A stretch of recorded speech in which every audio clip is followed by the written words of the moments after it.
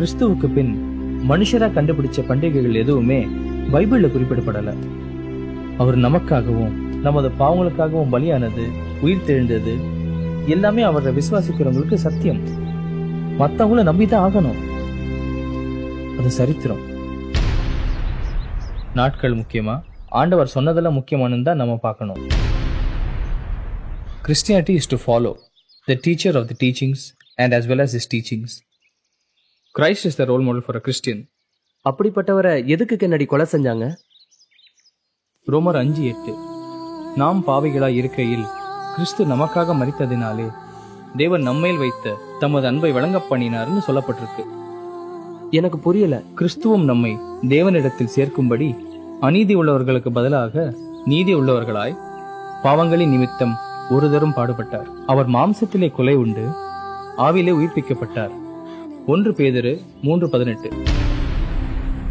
யோவான் 3:16 உலகத்தில் இருக்க எல்லார் மேலேயும் ஆண்டவர் கொண்ட அன்பை வெளிப்படுத்த இயேசு கிறிஸ்து பிறந்தாருன்னு தெரிஞ்சுக்கிறோம்.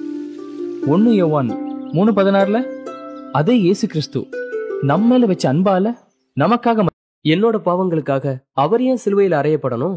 பிதா, குமாரன், பரிசுத்த ஆவி.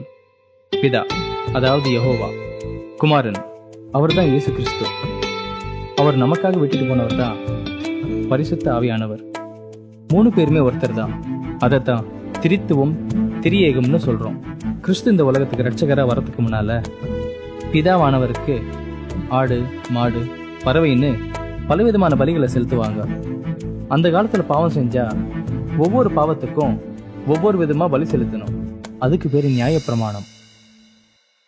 மக்களிடத்துல பாவம் அதிகமா பெருகி போனப்போ பிதாவானவர் தனது சொந்த மகனான இயேசு கிறிஸ்துவையே ஒரே பலி ஆக்கினதுதான் கிருபாதார பலின்னு சொல்றோம்.